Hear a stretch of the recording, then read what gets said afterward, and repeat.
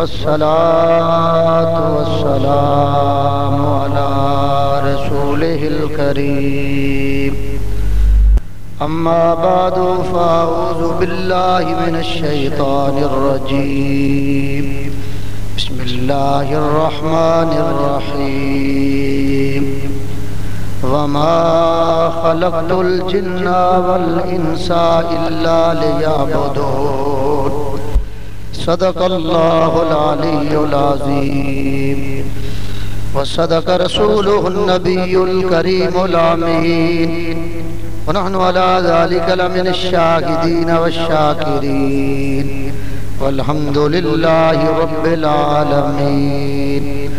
لقد قال الله تبارك وتعالى في كلامه في شان حبيبه إن الله وملائكته يصلون على النبي يا أيها الذين آمنوا صلوا عليه وسلموا تسليما. درود شریف پڑھیے. اللهم صل على سيدنا ومولانا محمد معدن الجود والکرم منبع العلم والحلم. الصلاة والسلام عليك يا رسول الله وعلى آلك وصحابك يا نبي الله. الصلاة والسلام عليك يا رحمة للعالمين وعلى آلك وصحابك يا شفيع المذنبين.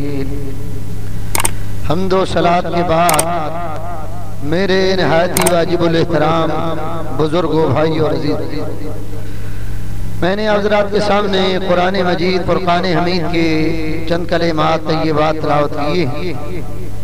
ان کا ترجمہ اور چند ضروری باتیں آپ حضرات کی خدمت میں پیش کی جائیں گی. آج کا موضوع ہوگا حقوق اللہ. جب ایک انسان کسی دین کو اختیار کر لیتا ہے، وہ اگر دین اسلام کا اختیار کرنے والا ہوا تو وہ مسلمان کہلایا. اور جب ہم مسلمان ہوئے تو یہ کامل یقین اور اعتماد حاصل ہوا کہ ہمارا ایک معبود ہے جس نے ہمیں پیدا کیا، جس نے کائنات کو بنایا، کائنات کو چلایا اور کائنات کو قائم رکھا. جب یہ یقین کامل ہو گیا کہ ہمیں ایک پیدا کرنے والا ہے، وہ جب چاہے گا ہمیں موت دے گا، جب چاہے گا ہمیں زندہ کر دے گا. اسی معبود نے ہم پر چند اپنے حقوق مقرر فرمائے اور ان حقوق کو ادا کر کے گویا ہم اللہ کا شکر ادا کریں. اب دیکھنا یہ ہے کہ اللہ نے ہم پر کون کون سے حقوق مقرر فرمائے. آیت میں فرمایا وَمَا خَلَقْتُ الْجِنَّ وَالْإِنسَ إِلَّا لِيَعْبُدُونَ. اللہ نے فرمایا ہم نے جنوں اور انسانوں کو اپنی عبادت کے لیے پیدا کیا. اور بعض علماء نے فرمایا لِيَعْبُدُونَ ہے لِيَعْرِفُونَ، کہ اللہ نے ہمیں انسان کو، جنوں کو اپنی پہچان کے لیے پیدا کیا. جس نے اللہ کو پہچان لیا اس نے اپنے آپ کو پہچان لیا. اسی لیے فرمایا وَمَا قَدَرُ اللَّهَ حَقَّ قَدْرِهِ. انہوں نے یعنی کافروں نے اللہ کی عزت، اس کی قدر نہیں کی، اس کو پہچانا نہیں جس طرح کہ اس کے عزت کرنے کا، قدر کرنے کا، پہچاننے کا حق تھا. اب ذرا غور فرمائیے، اللہ پروردگار عالم نے ہمیں اپنی پہچان کے لیے پیدا کیا، اپنے حقوق کو ادا کرنے کے لیے پیدا کیا. اور اللہ کے حقوق کتنے ہیں؟ علماء نے لکھا کہ اللہ نے اپنے بندوں پر اپنے 10 حقوق مقرر فرمائے. پہلا حق ہے پابندی احکام، دوسرا حق ہے جہاد، تیسرا حق ہے شرک، پانچواں حق ہے صبر و شکر، اور یہ چوتھا ہے صبر و شکر، پانچواں ہے نماز، چھٹا روزہ، ساتواں اللہ کا حق ہے زکوٰۃ، آٹھواں اللہ نے جو ہم پر حق مقرر کیا وہ ہے حج کرنا، نواں حق ہے قربانی کرنا، اور دسواں حق ہے توکل کرنا۔ اب میں ان کی تھوڑی تھوڑی سی تشریح کروں گا بڑی محبت کے ساتھ سماعت۔ سب سے پہلا اللہ کا حق ہے بندوں پر کہ بندے اللہ کے احکام کی پابندی کریں۔ اس نے یہ قانون دیا کہ ہم نے تم پر چند چیزوں کو حرام کر دیا، ان سے اجتناب کرو، اور کچھ چیزوں کو ہم نے تم پر حلال کیا، ان کو اختیار کرو۔ حرام کے قریب بھی نہ جاؤ اور حلال کو کمال شکر ادا کرتے ہوئے اختیار کرو۔ چنانچہ اللہ تعالیٰ قرآن میں ایک جگہ حرام چیزوں کی فہرست میں سے چند چیزوں کا ذکر کرتے ہوئے فرماتا ہے۔ اللہ تعالیٰ ارشاد فرماتا ہے کہ ہم نے یہ چیزیں تم پر حرام کی، کون کون سی؟ ارشاد فرمایا کہ تم پر حرام کر دیا گیا مردار، میتہ، والدم، بہتا ہوا خون، ولحم الخنزیر، اور خنزیر کا گوشت، وما اہل بہ لغیر اللہ، اور وہ جانور جس پر بوقت ذبح اللہ کے علاوہ کسی اور کا نام پکارا گیا۔ اللہ نے ہم پر مردار جانور حرام کر دیا، ہر مرا ہوا جانور حرام ہو۔ اللہ نے ہم پر خون کو حرام کر دیا، خنزیر کا گوشت حرام کر دیا، اور وہ جانور جس پر بوقت ذبح اللہ کے علاوہ کسی اور کا نام پکارا گیا وہ حرام کر دیا۔ شراب اللہ نے حرام کیا۔ اللہ انما الخمر والمیسر والانصاب والازلام رجز من عمل الشیطان، اللہ فرماتا ہے حرام کر دیا گیا تم پر شراب کو، اور پانسا پھینکنے کو، جوئے کو، اور سٹے کو، رجز من عمل الشیطان، ان سے بچو کہ یہ شیطانی کام۔ تو پتہ چلا کہ اللہ نے ہم پر بعض کاموں کو حرام کیا اور بعض کو حلال کیا۔ حرام سے اجتناب کرنا اور حلال کو اختیار کرنا یہ اللہ کے احکام ہیں، اس کی پابندی ہم پر لازم کر دی گئی۔ جب تم نے یہ مان لیا کہ ہمارا ایک معبود ہے اللہ ہے، تو اس کے معبود ہونے کا تقاضا یہ کہ ہم حرام سے اجتناب کریں اور حلال کو اختیار کریں۔ چنانچہ مشکات شریف میں نبی کریم کی حدیث ہے، حضور نے فرمایا الحلال ما احل اللہ فی کتابہ والحرام ما حرم اللہ فی کتابہ۔ حضور نے فرمایا حلال وہ ہے جس کو اللہ نے اپنی کتاب میں حلال کر دیا، حرام وہ ہے جس کو اللہ نے اپنی کتاب میں حرام کر دیا۔ اور نبی پاک علیہ السلام نے فرمایا کہ اللہ تبارک و تعالیٰ نے بعض چیزوں کو تم پر مباح کر دیا ہے، یعنی بعض چیزیں وہ ہیں جن کا اللہ نے قرآن میں ذکر نہیں کیا، تو وہ تم پر مباح ہے، اور وہ اس لیے نہیں کہ اللہ بھول گیا۔ پھر حضور نے یہ آیت پڑھی وما کان ربک نسیا، تمہارا رب بھولنے سے پاک۔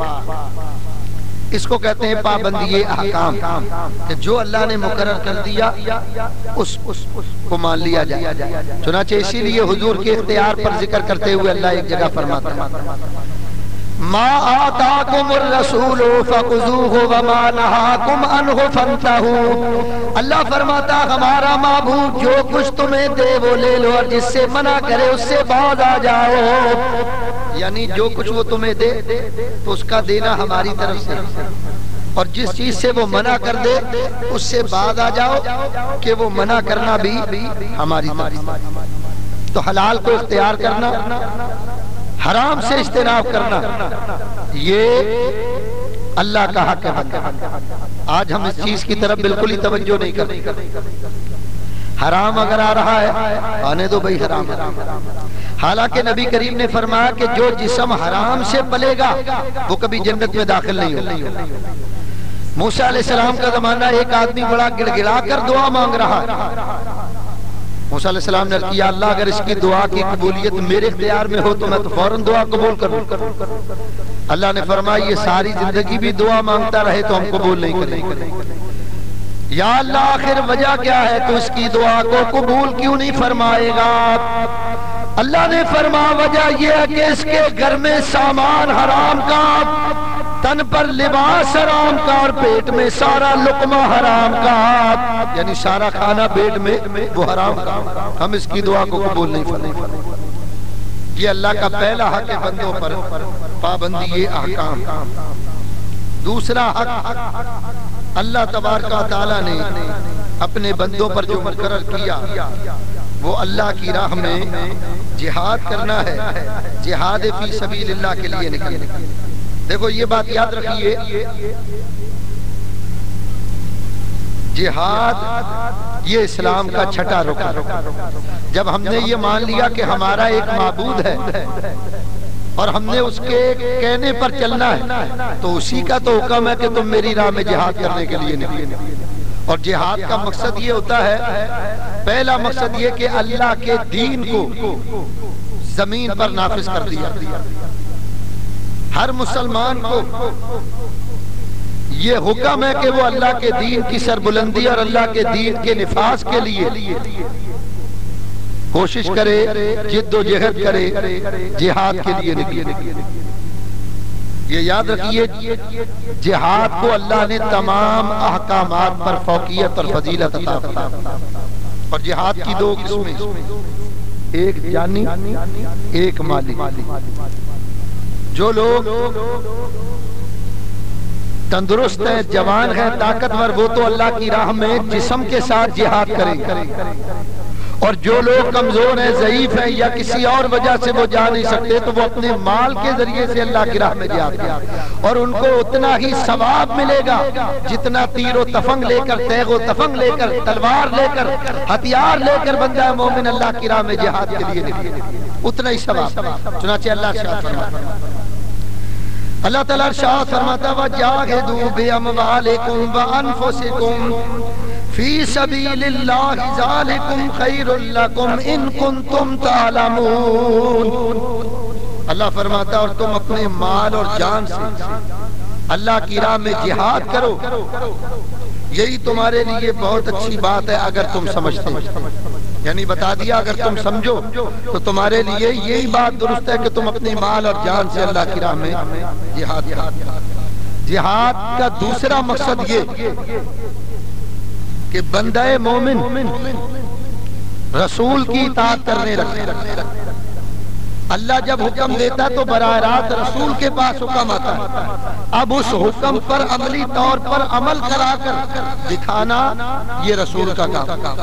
چنانچہ ارشاد فرمایا، اللہ تعالیٰ ارشاد فرماتا یا ایھا النبی جاہد الکفار والمنافقین واغلظ علیہم، اے غیب کی خبریں دینے والے کافروں سے اور منافقوں سے جہاد کرو اور ان پر سختی کرو۔ یعنی یہ بتا دیا گیا کہ ہمارا ایک حکم اللہ کے رسول کے پاس آیا اور اب رسول اس حکم پر عمل کر کے دکھائے گا، اہل ایمان اس کے حکم کو مانو۔ چنانچہ میں نے آپ کو یہ بتایا تھا کہ جب پہلے جہاد کا یعنی غزوہ بدر کا موقع آیا تو اللہ کی طرف سے حکم ہوا، نبی کریم نے صحابہ کرام کو جمع کیا، 313 کی تعداد صحابہ، حضور نے انہیں جمع کیا اور فرمایا کہ اللہ کا یہ حکم ہے کہ اللہ کی راہ میں نکلو، بتاؤ تمہاری کیا راہ؟ حضرت صدیق اکبر فاروق اعظم کھڑے ہو، عرض کی یا رسول اللہ ہم تو آپ کے غلام ہیں اور غلاموں کو حکم نہیں دیا جاتا، غلاموں سے مشورہ نہیں لیا جاتا، انہیں تو حکم دیا جاتا ہے۔ ہم غلام آپ ہم سے مشورہ مانگتے ہیں، مشورہ نہ مانگتے، آپ ہمیں حکم دیں کہ ہم اللہ کی راہ میں نکلیں، ہم آپ کے غلام اور غلامان محمد جان دینے سے نہیں ڈرتے، غلامان محمد جان دینے سے نہیں ڈرتے، یہ سر کٹ جائے یا رہ جائے کچھ پرواہ نہیں کرتے۔ اللہ یا رسول اللہ، ہم تو غلام ہیں۔ حضور نے فرمایا مجھے مشورہ، حضور کا روح سخن انصار کی طرف، انصار کے صحابہ، انصار میں سے حضرت مقداد بن اسود کھڑے، عرض کی یا رسول اللہ یقیناً آپ کا رخ روح سخن ہماری طرف ہے، تو یا رسول اللہ میں یہ بتانا چاہتا ہوں ہم آپ کے ساتھ لڑنے کے لیے تیار ہیں، ہم یہ نہیں کہیں گے کہ جب لڑائی کا موقع آیا موسیٰ علیہ السلام کی قوم نے کہا موسیٰ جاؤ تم اور تمہارا لب لڑو، ہم لڑنے کے لیے نہیں آئے، ہم تو تماشا دیکھنے آئے ہیں۔ یا رسول اللہ ہم یہ نہیں کہیں گے، بلکہ ہم تو یہ کہیں گے کہ آپ بھی چلیے، ہم آپ کے ساتھ ہیں اور ہمارا اللہ بھی ہمارے ساتھ ہے۔ اور یا رسول اللہ ہم تو اپنی جانیں آپ پر پروانوں کی طرح قربان۔ حضور نے پھر فرمایا مجھے مشورہ، انصاریوں کے سردار سعد بن معاذ کھڑے ہوئے، یا رسول اللہ یقیناً آپ میرے بارے میں کہہ رہے ہیں؟ فرما ہاں، چونکہ تمہاری تعداد زیادہ ہے اس لیے میں تمہیں حکم دیتا ہوں، تم بھی بتاؤ کیا تمہاری کیا رائے جہاد کے بارے میں۔ حضرت سعد بن معاذ نے عرض کی یا رسول اللہ میں کبھی برق الغماد گیا نہیں ہوں، یہ بڑا دور کا علاقہ ہے، لیکن اگر آپ وہاں جانے کا بھی حکم دیں گے تو ہم انکار نہیں کریں گے، بلکہ یہ دیکھیں گے کہ ہمارے نبی کا حکم کیا ہے۔ تو جہاد کا دوسرا مقصد یہ ہوتا ہے کہ بندہ مومن نبی کی اطاعت اور پیروی کرنے، اور تیسرا جہاد کا مقصد یہ ہے کہ اللہ یہ چاہتا کہ بندہ میری راہ میں جان دے تو میں اس کو ہمیشہ کی حیات ہے۔ چنانچہ قرآن پڑھ کر دیکھ اللہ تعالیٰ ارشاد فرماتا ہے وَلَا تَقُولُوا لِمَن يُقْتَلُ فِي سَبِيلِ اللَّهِ أَمْوَاتٌ بَلْ أَحْيَاءٌ وَلَٰكِن لَّا تَشْعُرُونَ۔ اللہ فرماتا بے شک جو لوگ اللہ کی راہ میں اپنی جانوں کا نذرانہ پیش کرتے ہیں ان کو مردہ نہ کہو، وہ زندہ ہے لیکن تمہیں ان کی حیات کا شعور ہے۔ یہ تین مقصد تو میں نے بیان کیے جہاد۔ اب یہ بات یاد رکھیے سب سے بڑا جہاد کیا ہے؟ سب سے بڑا جہاد ہے اپنے نفس سے جہاد کرنا، نفسانی خواہشات ان سے بچنا، ایک مسلمان بھائی کا فائدہ سوچنا، یہ سب سے بڑا جہاد۔ چنانچہ آئیے نبی کریم نے فرمایا، حدیث میں آتا ہے کہ حضور نبی کریم علیہ السلام ایک غزوہ سے جنگ سے واپس لوٹے، حضور نے فرمایا رجعنا من الجہاد الاصغر الى الجہاد الاکبر۔ نبی کریم نے فرمایا ہم چھوٹے جہاد کو کر کے واپس آ گئے ہیں لیکن ابھی بڑا جہاد کرنا باقی ہے، یعنی نفس کے ساتھ جہاد کرنا ابھی باقی۔ دوسرے مقام پر فرمایا افضل الجہاد ان یجاہد الرجل نفسہ وہواہ۔ نبی کریم نے فرمایا سب سے بہترین اور افضل جہاد یہ ہے کہ آدمی اپنے نفس سے جہاد کرے اور نفس کی خواہشات سے جہاد کرے۔ تو ایک جہاد تو یہ ہے کہ تلوار لے کر اللہ کی راہ میں لڑنے کے لیے نکل جاؤ، اور دوسرا جہاد یہ ہے کہ تمہارا نفس سرکش ہو جائے تو اس سے جہاد۔ نفس کہے سینما دیکھنا ہے تو تم نفس پر قابو پاؤ، نفس کہے کہ غیر محرم کو دیکھنا ہے یا ٹی وی دیکھنا ہے یا کوئی اور کام کرنا ہے ایسا، تو اپنے نفس کو اپنے قابو اور کنٹرول میں کرو۔ جس نے نفس کو کنٹرول میں کر لیا، قابو میں کر لیا، اس نے بہت بڑی کامیابی۔ اب ذرا غور فرمائیے جو لوگ جہاد نفس کرتے ہیں ان کا کیا مقام اور مرتبہ؟ ان کی تقریباً 10 خصلتیں قرآن و حدیث میں بیان ہیں۔ پہلی خصلت یہ کہ جو نفس کے ساتھ جہاد کرے وہ سچ بولتا ہے، پھر وہ کسی کی پرواہ نہیں کرتا، سچ بات بیان کرتا ہے۔ نبی کریم نے فرمایا الحق مر، سچ کڑوا ہوتا ہے۔ بخاری میں فرمایا کہ سچ بات بیان کرو چاہے کسی کو اچھی لگے یا بری لگے۔ آپ دیکھ لو اللہ کے نبیوں سے زیادہ سچ بولنے والا کوئی نہیں ہے۔ وہ ببانگے دہل اللہ کا پیغام کافروں تک بھی پہنچاتے ہیں، ماننے والوں کو بھی پہنچاتے ہیں، نہ ماننے والوں تک بھی پہنچاتے ہیں۔ سب سے بڑا جہاد نفس کا ہے، اور سب سے پہلی خصلت جو جہاد نفس کی بیان کی گئی وہ ہے سچ کا بیان۔ یہ مقام کسی کسی کو حاصل ہوتا ہے۔ لوگ ڈرتے ہیں اگر سچ بول دیا تو فلاں صاحب نقصان پہنچا دیں گے، فلاں جماعت کے لوگ مارنے لگیں گے، قتل کر دیں گے۔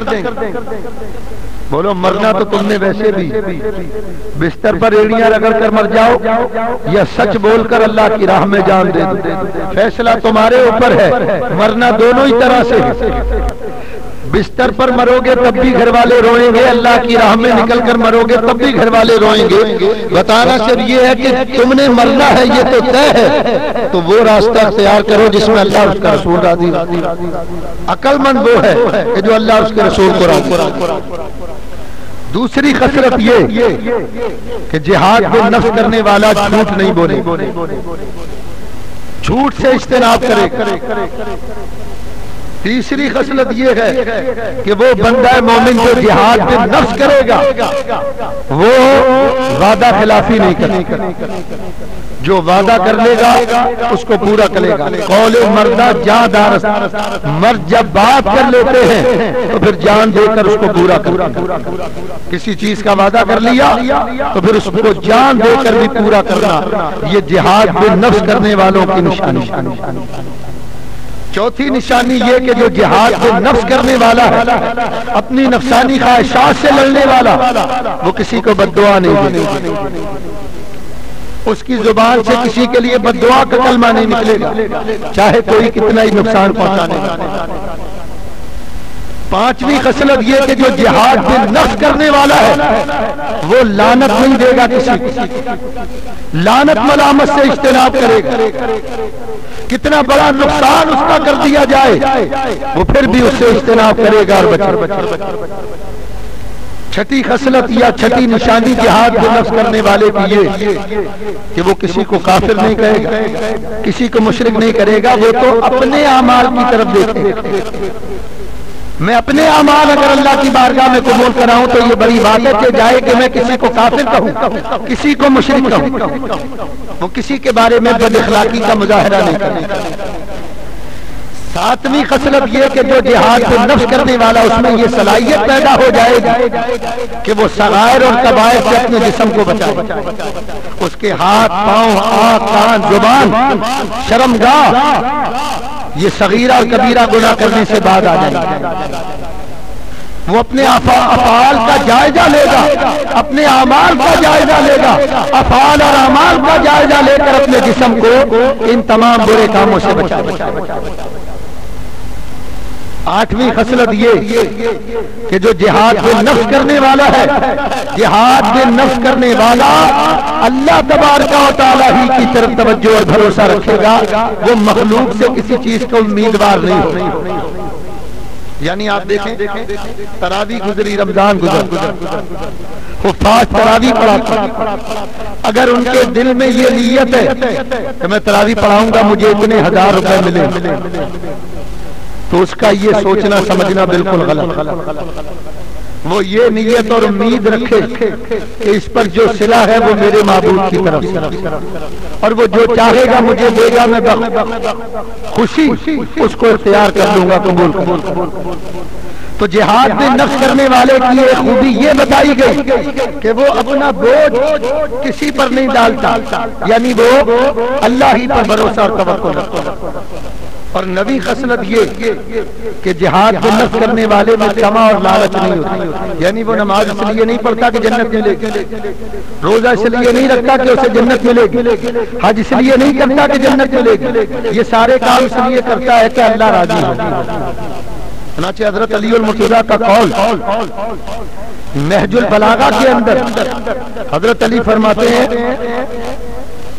میں مسجد میں اس لیے نہیں جاتا کہ مجھے جنت ملے گی، میں مسجد میں اس لیے جاتا ہوں کہ میرا اللہ مجھ سے راضی۔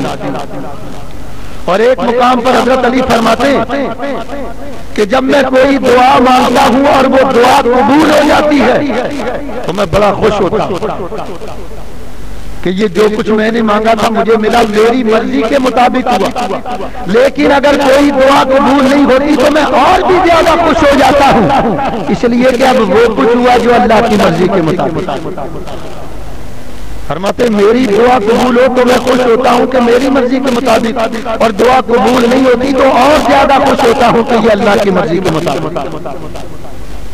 اور جو جہاد بالنفس کرتے ان کی نویں خصلت یہ ہے، 9 خصلتیں میں نے بیان کی تو ان میں لالچ نہیں ہوتی، اور 10ویں خصلت ان کے اندر یہ ہے کہ وہ عجز و انکساری کرتے ہیں، عاجزی اختیار کرتے ہیں۔ اور حضور نے فرمایا من تواضع للہ رفع اللہ تعالی، جس نے اللہ کے لیے عاجزی اختیار کی اللہ اس کو بلند۔ ہمارے یہاں کسی کے پاس ذرا سا بھی علم آ جائے اس کے مزاج ہی نہیں ملے، آج جن کے ساری دور دور تک نہیں۔ کیا ہو گیا بھائی؟ 5 وقت نماز پڑھنے لگے تو ہم نے احسان کر دیا؟ یہ سوچو کہ یہ نماز کی توفیق تمہیں کس نے دی؟ کوئی مبلغ بن گیا، تبلیغ کرنے کے لیے نکلا، اب اس کے ہاتھ پاؤں سلامت نہیں ہے، بھائی وہ زمین پر نہیں ہے۔ کیا ہو گیا؟ میں تبلیغ کر رہا ہوں، یہ تبلیغ کی توفیق تمہیں کس نے دی؟ اللہ نے دی۔ ایک آدمی عالم دین بن گیا، اب اس کے پاؤں زمین پر نہیں۔ میں عالم دین بن گیا، اتنے لوگ ہاتھ چوم رہے ہیں۔ کوئی پیر بن گیا، اب اس کے پاؤں زمین پر نہیں ہے۔ کیا بات ہو گئی؟ کیا میرے ہاتھ چومنے والے، نذرانے دینے والے؟ یہ سوچو کہ ان تمام کاموں کی تمہیں توفیق کس نے دی؟ اللہ اگر نہ دیتا ہم یہ نیک کام کر سکتے تھے، نماز پڑھ سکتے تھے، روزہ رکھ سکتے تھے؟ اللہ نے ہمیں یہ طاقت دی۔ تو بندہ مومن عاجزی اختیار کرتا ہے، اسی لیے فرمایا عجز کار انبیاء و اولیاء، عاجزی درگاہ محبوب خدا، عاجزی اللہ کی بارگاہ کی مقبول کرنے والی ہے۔ چنانچہ حاجی ثناء اللہ پانی پتی نے لکھا، جبریل نبی کریم کی بارگاہ حضرت سیدنا ابو ایوب انصاری رضی اللہ تعالیٰ عنہ تشریف لائے۔ جبریل نے اس کی یا رسول اللہ یہ ابو ایوب انصاری حضور نے فرمایا جبریل تم انہیں جانتے ہو؟ یا رسول اللہ میں جانتا ہوں، یہ اتنا زمینوں پر مشہور نہیں ہے جتنے آسمانوں پر مشہور۔ کیوں مشہور ہے یا رسول اللہ؟ ایک تو یہ کہ یہ چلتے پھرتے اٹھتے بیٹھتے ہر وقت قل هو اللہ احد شریف پڑھتے، اور دوسرا یہ کہ یہ عاجزی اختیار کرتے ہیں، اللہ کی ساری مخلوق میں اپنے آپ کو سب سے کمتر اور چھوٹا تصور۔ اس لیے فرمایا جس نے عاجزی اختیار کی اللہ نے اس کو بلند کیا۔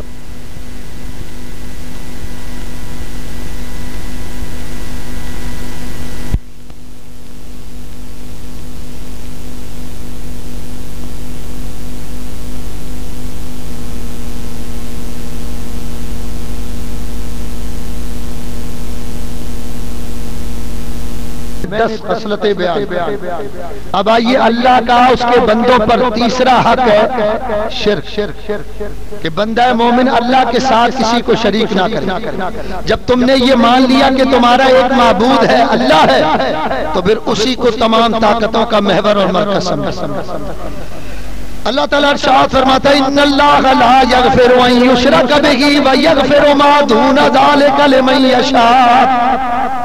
شرک اتنا بڑا گناہ کہ اللہ فرماتا ہم شرک کو نہیں بخشیں۔ اس کے علاوہ باقی جو گناہ ہے ہم جس کے لیے چاہیں گے بخش دیں۔ موت دینا اللہ کا کام، پیدا کرنا اللہ تعالیٰ کا کام، یہ اس کی صفات ہے، تو اللہ تبارک و تعالیٰ کو اس کی صفات کے اعتبار سے لا شریک سمجھو، یہ یقین اور عقیدہ رکھو کہ ہمارا ایک معبود ہے اللہ پروردگار عالم، تمام طاقتوں کا محور اللہ کریم کی ذات ہے، اس کے ساتھ کسی کو شریک نہ ٹھہرا۔ مشرکین مکہ کا جرم یہی تھا کہ وہ اپنے بتوں کو اللہ کے برابر ٹھہرا، انہوں نے بارش دینے والا خدا الگ بنایا، بیڑے ترانے والا خدا الگ بنایا ہوا، لڑکا دینے والا الگ، لڑکی دینے والا الگ، تجارت میں نفع دینے والا الگ، اور کہتے تھے یہ ہمارے خدا ہیں، لات، عزا، منات، حبل، یہ بڑے بڑے مکہ والوں کے خدا تھے، معبود تھے جن کی وہ پوجا کرتے، ان کے لیے سجدے کرتے، رکوع کرتے، جانور قربان کرتے، یہ سارے کام وہ اپنے خداؤں کے لیے کرتے۔ انہوں نے اللہ تعالیٰ کو نہیں پہچانا، اللہ کے حق کا انکار کیا، حالانکہ تقاضا یہ تھا کہ اپنے ہاتھ سے مٹی کے بنائے ہوئے خداؤں کو نہ پوجا جاتا۔ جس نے کائنات کی تخلیق فرمائی، جس نے انسان کو پیدا کیا، اپنی معرفت، اپنی پہچان عطا فرمائی، حق یہ تھا کہ عبادت کے لائق وہی ذات ہونی چاہیے۔ تو اللہ کا حق یہ کہ اللہ کا بندہ اللہ کے ساتھ کسی کو شریک نہ ٹھہرائے۔ چنانچہ ذرا غور کرو، حدیث شریف میں آتا ہے، صحیح بخاری شریف کے اندر حدیث، حضرت انس بن مالک فرماتے میں نے نبی کریم سے سنا، حضور نے فرمایا قیامت کے روز اس بندے کو اللہ کی بارگاہ میں لایا جائے گا جس کو سب سے کم عذاب ہو۔ اللہ فرمائے گا میرے بندے، اگر دنیا میں سے کوئی چیز تجھے دے دی جائے تو تو کیا چاہے؟ یا اللہ میں یہ چاہوں گا کہ کوئی بھی چیز مجھے دے دی جائے تو وہ چیز دے کر میں اپنے عذاب کو اپنے سے دور کروں۔ اللہ نے فرمایا ہلکی سے ہلکی اگر چیز ہو، یا اللہ ہلکی سے ہلکی چیز بھی اگر میرے پاس ہوتی تو آج میں تجھے دے کر اپنے آپ کو عذاب سے چھڑا۔ اللہ فرمائے گا ہم نے کائنات میں سب سے ہلکی چیز جو پیدا کی اسی کا تو تم سے تقاضا کیا۔ جب اے بندے تو اپنی ماں کے پیٹ میں تھا، ہم نے تم تک یہ پیغام پہنچایا تھا تم ہماری تمام نعمتوں کو استعمال کرو، جو چاہو ہماری طرف سے دیا ہوا کھاؤ، لیکن ہمارے ساتھ کسی کو شریک نہ کرنا۔ ہم نے تم سے سب سے ہلکی چیز یہ مانگی کہ تم ہمارے ساتھ کسی کو شریک نہ کرنا۔ دنیا میں جاؤ، حکومت بھی کرو، ہماری نعمتیں استعمال کرو، ساری چیزیں استعمال کرو، لیکن سب سے ہلکی بات ہم نے یہ چاہی کہ ہمارے ساتھ کسی کو شریک نہ کرو۔ لیکن اے بندے تو نے دنیا میں آ کر اس کا انکار کیا اور میرے ساتھ تو نے لوگوں کو شریک ٹھہرایا۔ اسی طرح ترمذی شریف کے اندر ایک حدیث پاک، حضرت انس فرماتے ہیں کہ نبی کریم نے ارشاد فرمایا کہ اللہ فرماتا ہے اے آدم کی اولاد، تو جب تک مجھ کو پکارتا رہے گا اور مجھ سے امید رکھے گا میں تیری مغفرت کرتا رہوں گا، خواہ تو کسی بھی حالت میں۔ اے آدم کی اولاد، تیرے گناہ اس قدر اگر زیادہ ہوں جتنے آسمان کے ستارے تو میں وہ سارے گناہ بھی بخش دوں، مجھے کچھ پرواہ نہیں۔ اے آدم کی اولاد، اگر تو مجھ سے اس حال میں ملاقات کرے کہ تیرے پاس اتنے گناہ ہوں کہ زمین بھر جائے تو مجھے اس کی کوئی پرواہ نہیں، میں اسے معاف کر دوں۔ تو اس حال میں مجھ سے ملاقات کرے کہ تیرے اتنے گناہ ہوں جتنے سمندر میں پانی کے قطرے ہوتے تو مجھے اس کی کوئی پرواہ نہیں، میں تیرے سارے گناہ معاف۔ لیکن اگر تو مجھ سے اس حال میں ملاقات کرے کہ تو نے شرک کیا تو میں تجھے نہیں بخشوں گا، شرک کے علاوہ تو جو بھی گناہ میرے پاس لے کر آئے گا میں تیرے سارے گناہوں کو معاف۔ اسی طرح ایک حدیث میں فرمایا، یہ حدیث پاک طبرانی شریف کے اندر موجود، حضرت عبداللہ ابن عباس فرماتے ہیں نبی کریم نے ارشاد فرمایا جو بندہ مومن یہ عقیدہ رکھتا ہے کہ اللہ تعالیٰ اس کے گناہوں کو معاف کرنے کی قدرت رکھتا ہے تو یاد رکھو میں اس کی گناہوں کو معاف کر دیتا ہوں، شرط یہ ہے کہ وہ میرے ساتھ کسی کو شریک نہ کرے۔ ان تمام حدیث سے یہ پتا چلا کہ اللہ پروردگار عالم شرک کو معاف نہیں کرے گا، باقی سارے گناہ معاف۔ اللہ کا چوتھا حق اس کے بندوں پر یہ ہے کہ جب وہ کوئی مصیبت دے تو اس پر صبر کیا جائے، جب وہ نعمت دے تو اس کا شکر ادا کیا۔ اللہ تعالیٰ ارشاد فرماتا ہے ان شکرتم لازیدنکم، اللہ فرماتا تم میری نعمتوں کا شکر ادا کرو گے تو میں تمہیں اپنی نعمتیں اور زیادہ دوں گا۔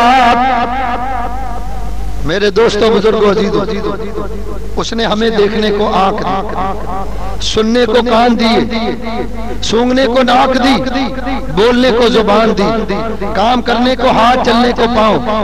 بولو کیا اس کا حق نہیں کہ اس کی ان نعمتوں کا ہم شکر ادا کریں؟ انسان ساری زندگی بھی ایک پاؤں پر کھڑے ہو کر اللہ کی عبادت کرتا رہے تو ان نعمتوں کا شکریہ ادا نہیں، یہ اس کا کرم ہے کہ اس نے ہم پر کرم کیا۔ تو جب وہ کوئی نعمت ہمیں دے تو اس نعمت پر ہم کو اس کا شکر ادا کرنا چاہیے۔ لیکن انسان کا حال پتہ کیا، جب اللہ تعالیٰ نعمت دیتا ہے تو ہم اپنے بازوؤں پر ناز کرتے ہیں، دیکھو میں نے کتنی محنت کی تو یہ بنگلہ بنا، اتنی محنت کی کہ کروڑوں روپے کا بینک بیلنس بنا لیا، گاڑی بنا لی، یہ میری محنت ہے۔ اے غافل انسان، تیری محنت کر، وہ تجھے جسم میں جان ہی نہ ڈالتا تو تو کیا کر لے، جان ڈال دیتا تو ہاتھ پاؤں سلامت نہ کرتا تو تو کیا کر لے، تجھے دیکھنے کو آنکھ نہ دیتا تو تو کیا کرتا، بولنے کو زبان نہ دیتا تو تو کیا کر لیتا، ارے سننے کو کان نہ دیے جاتے تو تو کیا کرتا، ہاتھ نہ دیے جاتے تو تو کیا کام کرتا۔ یہ محض اس کا کرم ہے کہ اس نے تمہیں سلامت پیدا کیا، اس کا شکر ادا کرو تاکہ اس قابل ہو جاؤ کہ وہ اپنی نعمتوں کا جب حساب مانگے تو حساب خوشی خوشی دے سکے۔ مولا کریم ہم نے دنیا میں تیرا شکر ادا کیا، اور جب وہ کوئی مصیبت ڈال ہم پر کوئی مصیبت آتی ہے تو کتنے شکوے کرتے ہیں۔ ابھی رمضان گزرا، شروع کے روزے ذرا گرمی میں آئے، گرمی پڑی، ہم نے شکوہ شکایت شروع کر دی، یار کتنی گرمی پڑ گئی، اچھا بھلا موسم تھا، اتنی گرمی آ گئی، فوراً شکوہ شکایت شروع کر دیا۔ لیکن اے غافلوں ذرا یہ بھی تو سوچو کہ جب تم اس گرمی سے نکل کے گھر میں گئے تو فوراً اسپلٹ یونٹ تم نے چلا دیا، پورا روزہ تم نے سردی میں ایئر کنڈیشن کے نیچے بیٹھ کر گزارا، اس نعمت کا شکریہ کیوں نہیں ادا کیا؟ گرمی کا تو فوراً شکوہ کیا، شکایت کی، لیکن جب گھر میں پنکھے کے نیچے جا کر بیٹھے تو اللہ کا شکر بھی تو ادا کرنا چاہیے کہ مولا کریم تیری نعمت کا شکر کہ تو نے جہاں گرمی دی وہاں تو نے اس گرمی کا سامان بھی پیدا کر دیا، ہم تیرا شکر ادا کر۔ لیکن ہم اللہ قرآن کی ایک آیت کا مفہوم بیان کر رہا، اللہ کریم فرماتا کہ بندے کی حالت یہ ہے کہ جب ہم کوئی مصیبت اس پر ڈال دیتے ہیں تو وہ شکوہ و شکایت کرتا ہے، اور جب اس مصیبت کو دور کر دیتے ہیں تو ہم سے ایسا پھر جاتا ہے جیسے اس کا کوئی خدا ہی نہیں، اس کا کوئی معبود ہی نہیں۔ جانوروں سے عبرت حاصل کر، کتوں سے عبرت حاصل کرو کہ کتے کا حال یہ ہے 100 جوتے بھی اس کو اگر مالک مارتا ہے تو مالک کا در نہیں چھوڑتا۔ بابا بلے شاہ نے کہا ہے نا، کتے سے عبرت حاصل کرو، اس کو تازہ ملے باسی ملے جیسا بھی ملے وہ کھا کر پھر بھی مالک کا وفادار۔ ہمیں ایک سے ایک نعمت ہمارا معبود دے رہا ہے لیکن ہم اس کے نافرمان، ناشکرے۔ کتنی مصیبتیں آئیں کتا مالک کا در نہیں چھوڑتا، ہم پر مصیبت آئے اپنے معبود سے غافل ہو جائے، ہم تو کتے سے بھی بدتر ہوئے یا نہیں؟ حضرت اویس قرنی جا رہے ہیں کوڑے دان کے اوپر سے، آپ نے چند چندیاں اٹھائیں تو ایک کتا بھی نظر آیا، کتے کو دیکھ کر رونے لگے، فرمایا قیامت کے دن اگر میرا توکل اور بھروسہ کتے کے برابر نہ ہوا تو میں دوزخ میں داخل کیا جاؤں۔ کتا ایک وقت کھا لیتا، دوسرے وقت پر اللہ پر توکل اور مالک پر بھروسہ دینے والی وہ ذات ہے، وہ اللہ پر توکل اور بھروسہ کر لیتا۔ انسان ناشکرا ہے، ہم ایک وقت کھاتے ہیں دوسرے کی فکر میں، دوسرے کا کیا ہوگا؟ ارے بے وقوفو، جس رب نے تمہیں اس وقت کھلایا ہے وہ اگلے وقت بھی کھلائے۔ مال جمع کر لیتے، کل جانے مال ہو یا نہ ہو، جس نے آج کا دن نکال دیا وہ کل کا دن بھی نکال دے گا، اس پر توکل اور بھروسہ۔ تو مصیبت میں صبر۔ حضرت ایوب علیہ السلام کے بارے میں شیطان آیا، یا اللہ پتا ایوب تیرا اتنا شکر اور صبر کیوں کرتا ہے؟ کیوں کرتا؟ تو نے مال جو دیا۔ اللہ نے فرمایا جاؤ تمہیں اختیار دیا ایوب۔ شیطان آیا، آپ کی کھیتی کو آگ لگا دی، ساری کھیت جلا دی، سارے کھیت جلا۔ ایک لڑکے کی شکل میں ایوب علیہ السلام کے پاس آیا، ایوب تمہارے سارے کھیت جل گئے، غلہ جل گیا۔ فرمایا میرے کب تھے، جس کے تھے اس نے لے لیے۔ یا اللہ اتنا صبر۔ اللہ نے فرمایا ہم نے تو تمہیں اختیار دیا، آپ کے پاس جانور بڑے کثیر تعداد میں تھے، اونٹ، گائے، جانور، گھوڑے، گدھے، بکریاں، بھیڑ، کثیر مقدار میں تعداد میں اللہ نے جانور دی۔ شیطان نے سارے جانوروں کو مارا۔ ایک نوجوان کی شکل میں آپ کے پاس آیا، ایوب تمہارے لیے افسوس کا مقام، تمہارے سارے جانور مر گئے۔ آپ نے فرمایا جس کے تھے اس نے لے لیے، مجھے پرواہ کس بات کی؟ آپ کے 12 لڑکے اور 6 لڑکیاں ایک جگہ دعوت میں گئے ہوئے تھے، شیطان نے وہ مکان ہی پورا ان پر گرا دیا، ساری اولاد شہید ہو گئی۔ پھر شیطان ایوب علیہ السلام کے پاس آیا، اے ایوب تمہاری اولاد بھی اللہ نے مار دی۔ فرمایا اللہ نے مجھے بھی پیدا کیا، میری اولاد کو بھی اللہ نے پیدا کیا، ہمیں بھی اللہ کے پاس جانا ہے، ہماری اولاد کو بھی اللہ کے پاس۔ جس نے پیدا کیا تھا اس نے واپس لے لی۔ یہ ہے بھروسہ اور توکل۔ حضرت شاہ عبد العزیز سے کسی نے پوچھا میدان کربلا میں اللہ یزید کے ساتھ تھا یا امام حسین کے ساتھ؟ آپ نے فرمایا یہ بتاؤ صبر کس کے ساتھ؟ کہا امام حسین کے ساتھ۔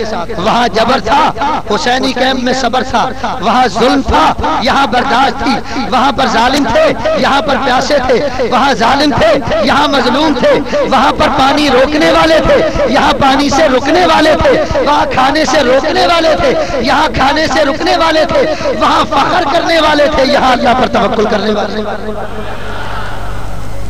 فرمایا اللہ تو صبر کرنے والوں کے ساتھ ہے، ان اللہ مع الصابرین، بے شک اللہ صبر کرنے والوں کے ساتھ۔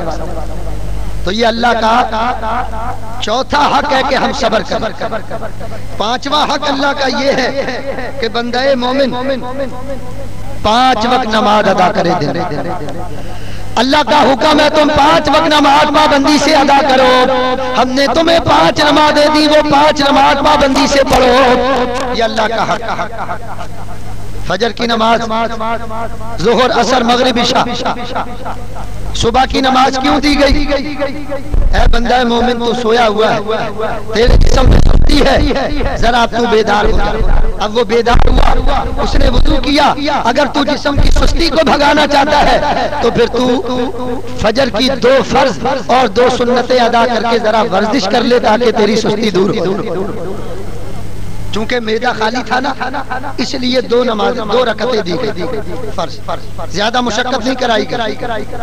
ورزش میں بھی زیادہ ورزش کرو گے جسم بیمار ہوگا، تو صبح تمہیں گویا ورزش کرائی جا رہی ہے، 2 رکعت نماز۔ اب اس کے بعد تیار ہو گئے، تیار ہو کر آپ نے ناشتہ وغیرہ کیا اور کام پر چلے۔ 6-7 گھنٹے خوب آپ نے کام کیا، 6 گھنٹے۔ اب جسم ذرا تھکنے لگا تو تقاضا یہ ہوا کہ تم کھانا کھاؤ، کھانا کھا کر ذرا کچھ دیر آرام کرو۔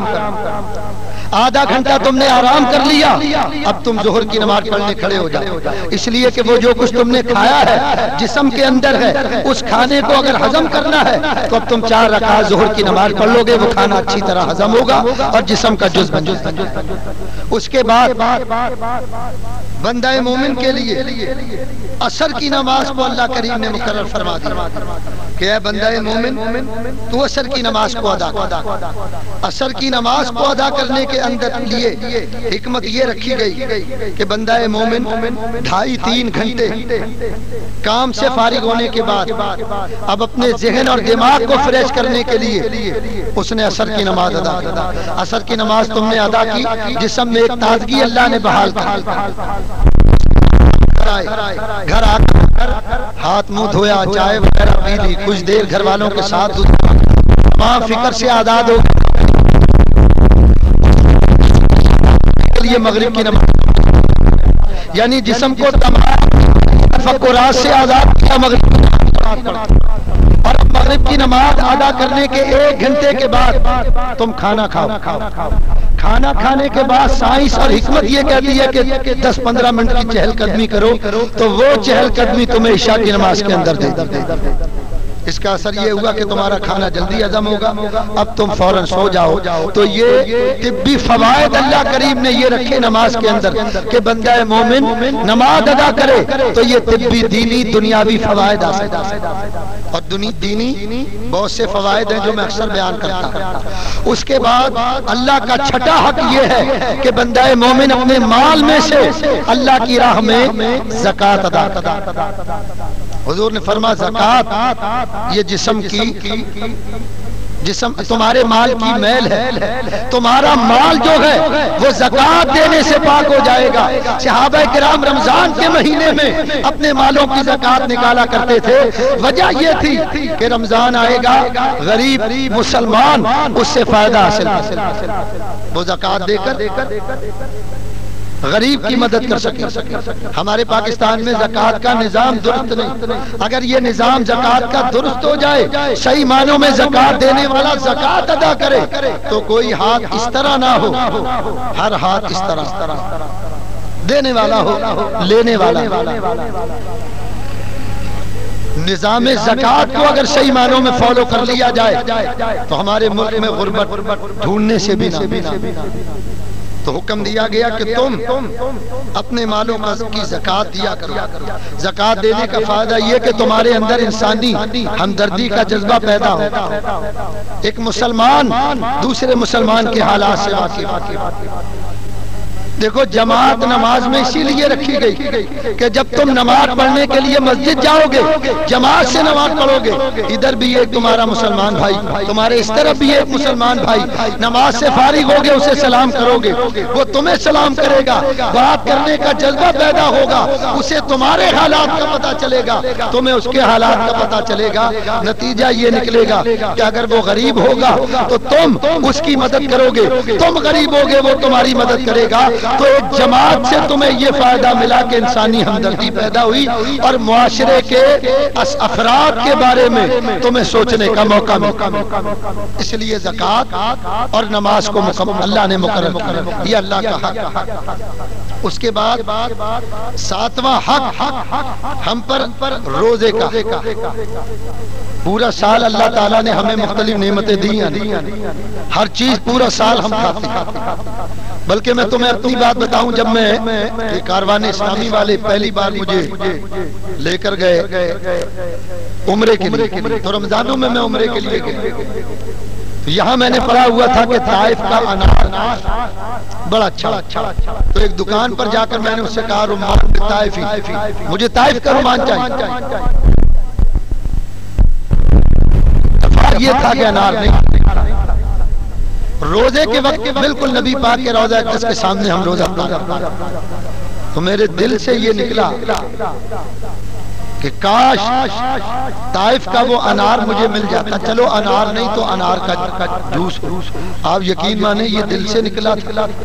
فوراً ایک صاحب آئے، انہوں نے آ کر انار کا جوس سامنے رکھا۔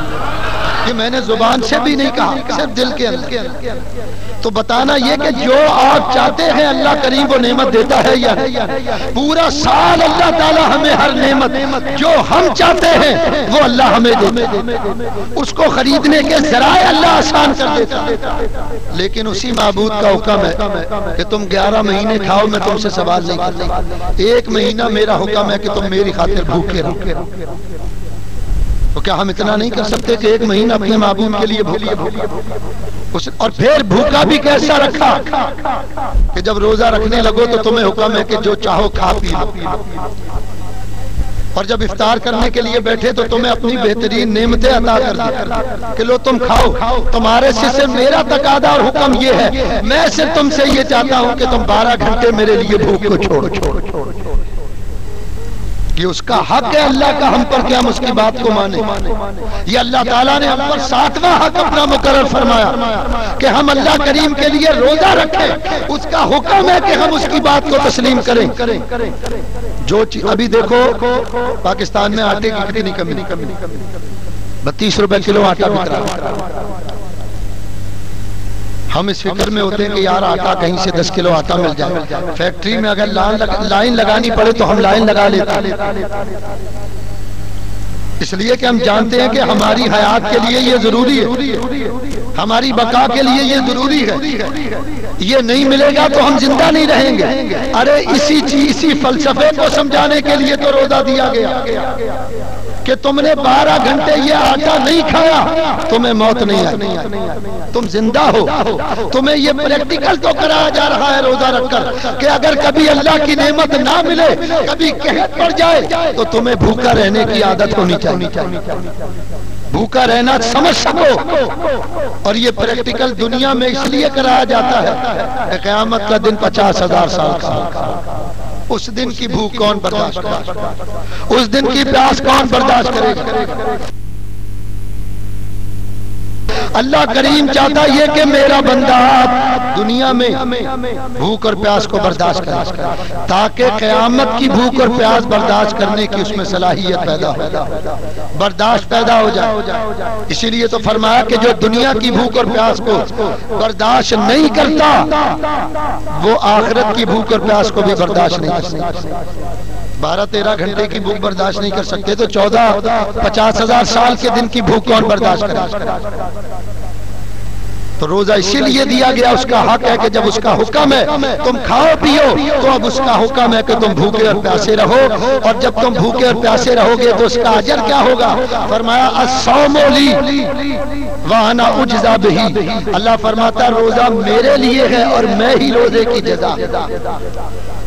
بندہ مومن قیامت کے دن جو روزے کی جزا پائے گا وہ یہ کہ اے بندہ مومن تو میرا دیدار کرتا جا اور جنت میں داخل ہو.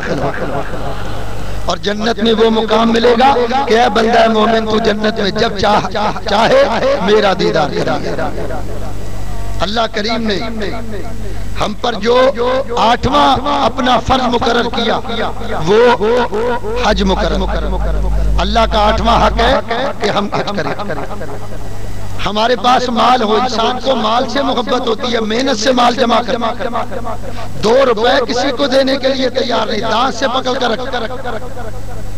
لیکن وہ اللہ کہتا ہے یہ مال میں نے تجھے دیا، اب میرا حکم ہے کہ تم میرے گھر کی زیارت کرنے کے لیے.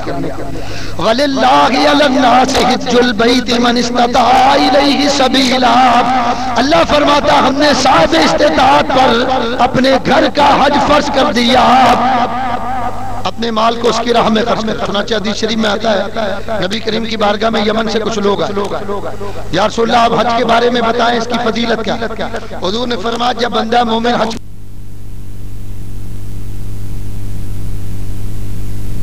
کے لیے نکلتا ہے تو جتنے قدم اٹھا کر کھانا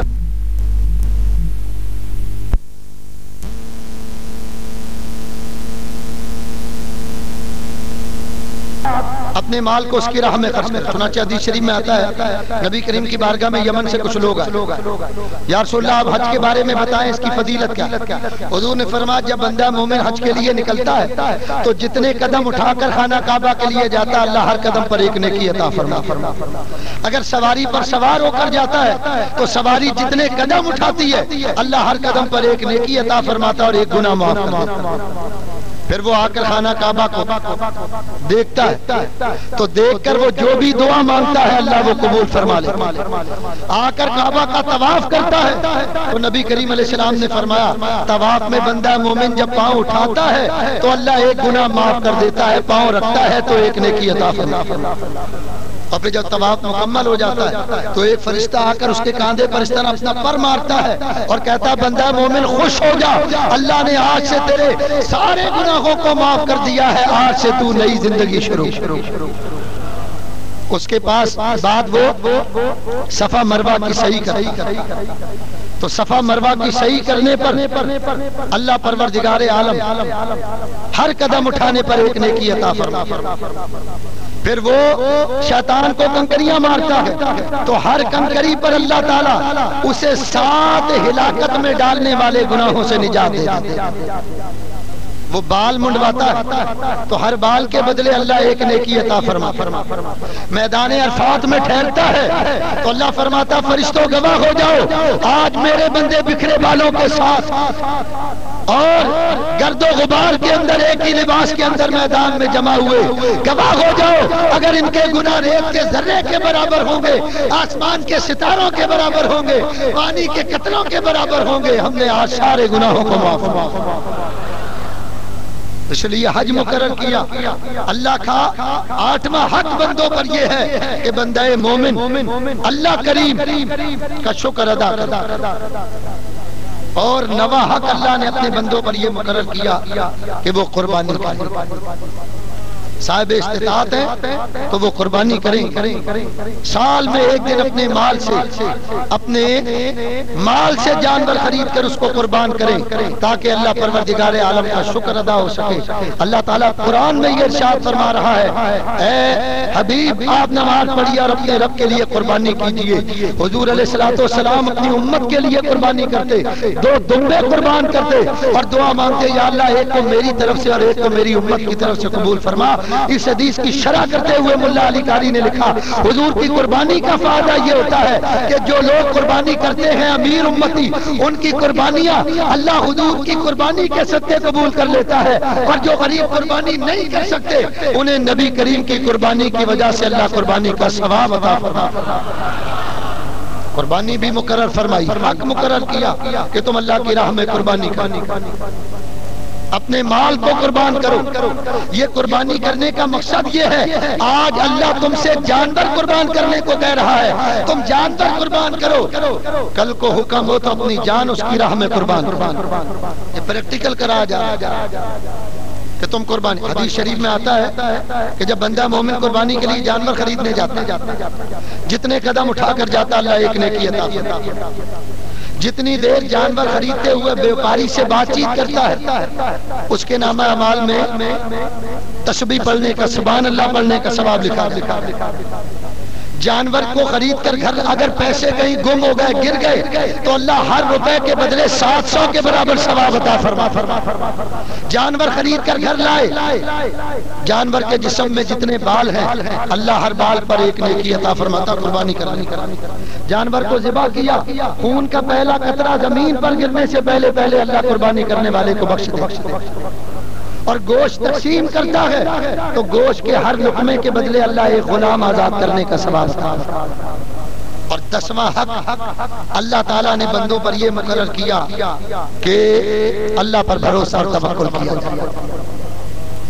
توکل یہ ہے کہ تمام ظاہری اسباب کو بروئے کار لا کر اللہ پر چھوڑ دیا جا معاملہ۔ مثلا ایک آدمی یہاں جمعہ پڑھنے آتا، باہر اس نے گاڑی پارک کی، تو ظاہری اسباب یہ ہے، توکل یہ ہے کہ گاڑی کے اچھی طرح شیشے چڑھائے، دروازے اچھی طرح لاک کرے، بند کرے، اس کے بعد اللہ کے سپرد کر دیا۔ یہ ہے توکل۔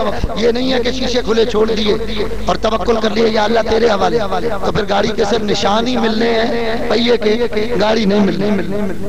توکل یہ ہے کہ ظاہری اسباب کو بروئے کار لا کر اللہ پر بھروسہ کر لیا، اس کو توکل کہتے ہیں۔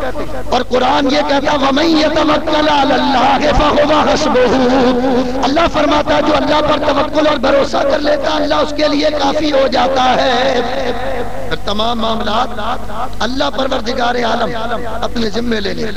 ایک مقام پر فرمایا وَعَلَى اللَّهِ فَلْيَتَوَكَّلِ الْمُؤْمِنُونَ، مومن کو اللہ ہی پر بھروسہ کرنا چاہیے۔ دوسرے مقام پر فرمایا فَإِذَا عَزَمَتْ فَتَوَكَّلْ عَلَى اللَّهِ، اور جب آپ رائے پختہ کر لیں تو اپنے رب پر توکل کریں۔ حضرت علی المرتضیٰ گھر سے نکلے تو پتا چلا کہ عثمان غنی نے دعوت کی، آپ شریک ہو، دعوت سے واپس آئے تو خیال آپ بڑے غمزدہ۔ حضرت فاطمہ نے پوچھا علی کیا بات، آپ بڑے غمزدہ؟ فرمایا نہیں ایسی کوئی بات نہیں۔ فرمایا میں آپ کی بیوی ہوں، آپ میرے خاوند ہیں، مجھ سے کیوں چھپاتے ہیں، بتائیے کیا بات؟ فرمایا فاطمہ عثمان غنی نے نبی پاک کی دعوت کی، بڑے انواع و اقسام کے کھانے انہوں نے پکوائے، سرکار تشریف لے گا صحابہ بھی میرا دل چاہتا ہے کہ کاش میرے پاس بھی مال ہوتا تو میں بھی اپنے نبی کی دعوت فاطمہ تم تو جانتی ہو کہ ہمارے حالات کیسے ہیں. حضرت فاطمہ نے فرمایا علی بس اتنی سی بات جائیے اپنے افطار سے کہہ دیجیے کہ فلاں روز ہمارے گھر آپ کی دعوت. حضرت علی نے فرمایا فاطمہ تم تو جانتی ہو کہ نبی پاک کی عادت مبارکہ یہ ہے کہ سرکار اکیلے نہیں آتے اپنے سارے صحابہ کو لے کر آتے.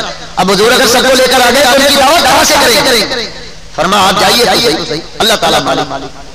حضرت علی حضرت فاطمہ کے کہنے پہ خوشی خوشی نبی پاک کی بارگاہ میں آئے. آخر سے یا رسول اللہ ہم آپ کی دعوت کرنا چاہتے ہیں فلاں روز ہمارے گھر میں آپ کی دعوت ہے. سرکار نے اعلان کیا میرے سے آپ سن لو علی نے ہماری دعوت کا اعلان کیا فلاں روز سارے علی کے گھر پر مدعو ہوں گے. حضرت علی مرزا فوراً فاطمہ وہی ہوا جس کا خطرہ حضور نے تو سب کو دعوت دے دی. فرمایا آپ نے کہہ دیا ہے ہاں پھر بس پھر فکر نہ کرنا.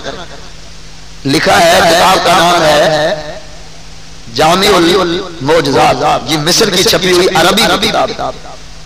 لکھا ہے کہ دعوت کا روز آ گیا لیکن گھر میں کھانے کے لیے کچھ نہیں.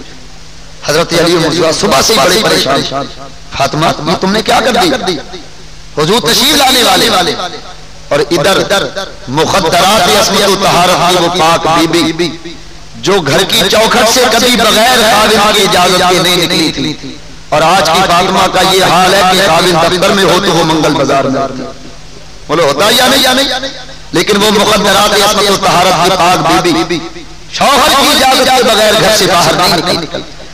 آپ نے مصلی بچھایا نماز کے لیے کھڑے ہو گئے. نماز میں سجدہ کیا سجدے میں جا کر رونے لگی. ادھر چولہے پر ہانڈی چڑھا دی چولہے کو آگ لگا دی ہانڈی کے اندر پانی پڑا ہوا ڈھکنا ڈال دیا. علی اتنی دیر کے بعد ڈھکنا اٹھا کر دیکھ لیں. آپ سجدے میں چلی گئی اللہ تعالیٰ کی بارگاہ میں اللہ عثمان غنی کو امیر تھے تو ان کو مال دیا ہے یا اللہ انہوں نے میرے نبی کی دعوت دی. ہم غریب ہیں تو جانتا ہے ہم دعوت نہیں کر سکتے یا اللہ ہم نے تو تجھ پر توکل کیا تجھ پر بھروسہ کیا ہے. اللہ اللہ فرماتا جو اللہ کو توکل کرے گا پھر اللہ اس کے لیے کافی ہے.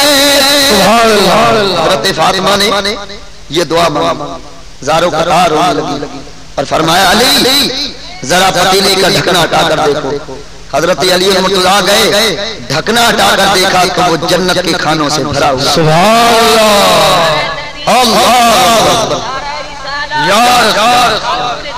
زندہ باد. میرے دوستوں روزانہ اور کیجیے گا. حضرت فاطمہ زہرا سجدے سے اٹھی اللہ کی بارگاہ میں کی یا اللہ تیرا لاکھ لاکھ شکریہ تو نے اپنی بندی کی لاج رکھ لی. فرما لی یہ کھانا حضور کی بارگاہ میں لے جاؤ. حضرت علی مرتضیٰ خوشی خوشی وہ کھانا حضور کی بارگاہ میں لائے. سرکار کے سامنے جب کھانا آیا تو سرکار مسکرائے. غیب جاننے والے نبی نے کیا فرمایا؟ حضور نے فرمایا میرے صحابہ جانتے ہو یہ کھانا کہاں سے آیا ہے؟ صحابہ نے ابھی اللہ و رسولہ عالم اللہ اس کا رسول ہی بہتر جانتے ہیں. سرکار نے فرمایا فاطمہ نے میری دعوت کی تھی میں تم کو بھی لے کر آ گیا. اللہ تعالیٰ نے فاطمہ کی دعا پر تمہارے لیے یہ کھانا جنت سے بھیجا ہے.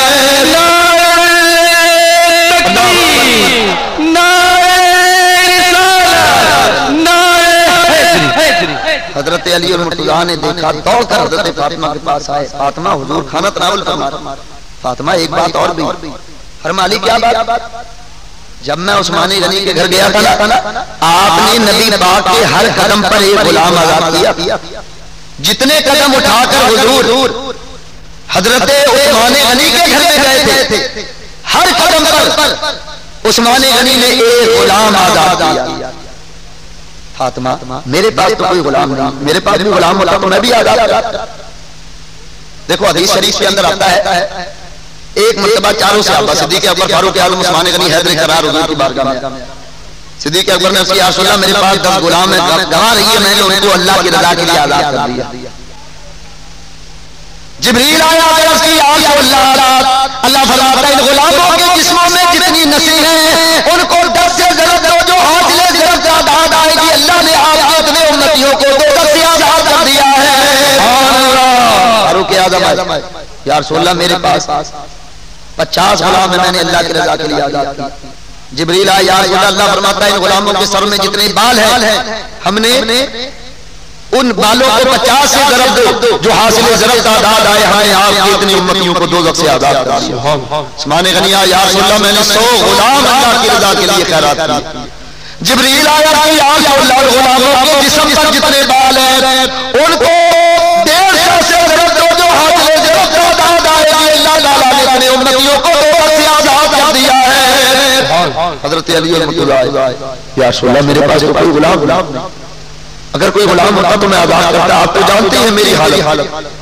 اتنے میں جبریل آیا یا رسول اللہ اللہ فرماتا ہے ہم نے اپنے علی کو دنیا کا مال لے لیا. میرے علی کے جسم میں جتنے بال ہیں ان کو 50 سے ضرب دو جو حاصل ضرب تعداد آئے گی. ہم نے اتنے امتیوں کو دوزخ سے آزاد کر دیا ہے. حضرت علی رضی اللہ عنہ نے فرمایا فاطمہ میں چاہتا ہوں کہ نبی پاک نے عثمان غنی کے گھر پہ غلام آزاد کیا. میں چاہتا ہوں کہ ایسا ہمارے یہاں بھی کچھ ہو جائے. حضرت فاطمہ دوبارہ مصلی پر اللہ کی بارگاہ میں دعا مانگی رب العالمین تو اپنے بندوں کی عیب چھپانے والا ہے. یا اللہ تو نے عثمان غنی کو مال دیا, انہوں نے تیری راہ میں عرض کیا یا اللہ ہمارے پاس مال نہیں ہے. اتنے میں جبریل آئے آ کر عرض کی یا رسول اللہ اللہ تعالیٰ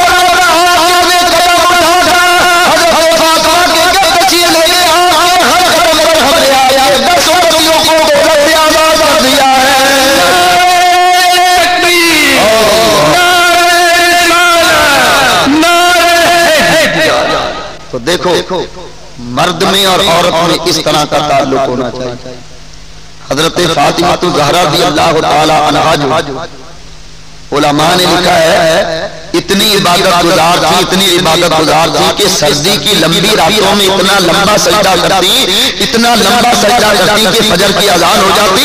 اللہ کی بارگاہ میں عرض کرتی یا اللہ تو نے اپنی راتوں کو کتنا چھوٹا بنایا ہے, تیری بڑی فاطمہ کا ایک سجدہ بھی پورا نہیں. دیکھو نا حضرت فاطمہ الزہرا کا عالم تھا, حضور کی بیٹی تھی اور چونکہ سرکار کی بیٹی تھی تو وہ جوہر جو اللہ نے نبی پاک کو عطا فرمائے تھے, جو کمالات آپ کو عطا فرمائے تھے, وہ بطریق اولاد حضرت فاطمہ میں موجود. چنانچہ دیکھو ایک مرتبہ نبی پاک علیہ السلام, بس یہ بات کر کے گفتگو ختم کروں, نبی پاک علیہ السلام حضرت فاطمہ الزہرا سے ملنے کے لیے گھر آئے. دیکھو ذرا باپ بیٹی کی حیا دیکھو.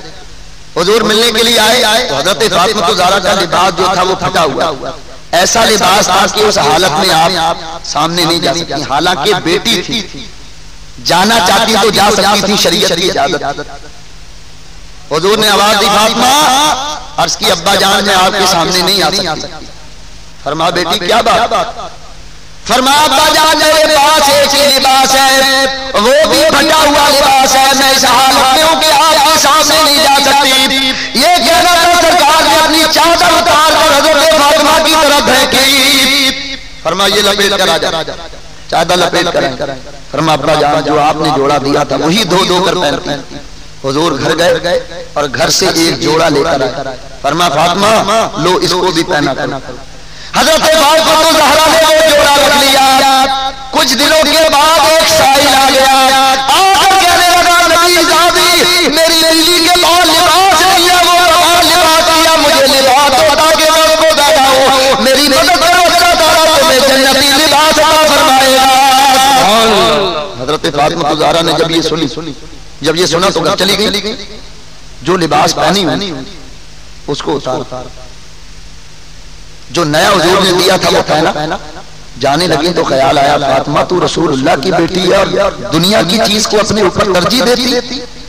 دوبارہ آئی وہ پھٹا ہوا لباس دوبارہ پہن لیا, اور جو سرکار نے نیا لباس دیا تھا وہ لباس لے گئی. جا کر اس سائل کو لے دیا, اور یا اللہ تو نے جس حال میں رکھا ہے تیری بندی فاطمہ ہر حال میں مجھ سے راضی ہے. یا اللہ میں ہر حال میں تجھ سے راضی. دیکھو یہ جذبہ ہونا چاہیے آج کی عورت. میں نے حضرت فاروق اعظم کے حالات میں بتایا تھا کہ آپ کی بہن نے قرآن پڑھا تو آپ کی زندگی میں ہلچل برپا ہو گئی, آپ کی زندگی میں انقلاب برپا ہو گیا. سوچو ذرا ہماری مائیں بہنیں ایک وقت تھا اسلام کی خاتونیں بچوں کو دودھ پلاتی تھیں, تو پیدا ہونے والا امام غزالی بنتا تھا، پیدا ہونے والا امام اعظم بنتا تھا، پیدا ہونے والا امام محمد رضا بنتا تھا، پیدا ہونے والا امام نحوی انباری بنتے تھے جن کو تیرا صندوق کتابوں کے بھرے ہوئے زبانی یاد۔ اور آج ہماری ماؤں نے وہ سلسلہ چھوڑ دیا، تو اب خود دیکھو ہمارے گھر میں کیا پیدا ہوتا، مائیکل جیکسن پیدا ہوتا، ہمارے گھر میں فلم ایکٹر پیدا ہوتی، اور ہمارے گھر میں جناب والا ایسے بچے پیدا ہوتے ہیں کہ جن میں ادب کا مادہ نہیں۔ مائیں اگر بچوں کو باوضو ہو کر دودھ پلائیں تو اس کی تاثیر ہوتی ہے، اور اگر ناپاکی کی حالت میں خود بھی ناپاک ہو اور بچے کو دودھ پلائیں اور کھڑے ہو کر کھانا پکائیں اور کھڑے ہو کر کھانا کھائیں تو سوچو کہ پھر وہ غیرت اور حیا اس نسل میں نہیں ہو۔ پہلے زمانے کی عورتیں وہ نیک خاتون اپنے بچوں کی پرورش کرتی تھیں، اسلام کے طریقے سے تو سلطان صلاح الدین ایوبی پیدا ہوتا، محمد بن قاسم پیدا ہوتے تھے، طارق بن زیاد پیدا ہوتے تھے، یہ اسلام کے عظیم جرنیل ہیں، ان کے پیچھے بھی ایک عورت کا ہاتھ، ہر کامیاب آدمی کے پیچھے ایک عورت کا ہاتھ ہوتا ہے۔ اللہ تعالی ہمیں اپنی خواتین کا ادب اور تعظیم کرنے کی توفیق عطا فرمائے، ان کی عزت کرنے کی توفیق عطا فرمائے، ان کی عصمت و طہارت کا خیال رکھنے کی توفیق عطا فرمائے، جو مرتبہ اور مقام اسلام نے دیا ہے ہمیں اس پر عمل کی توفیق عطا فرمائے۔ وآخر دعوانا الحمدللہ۔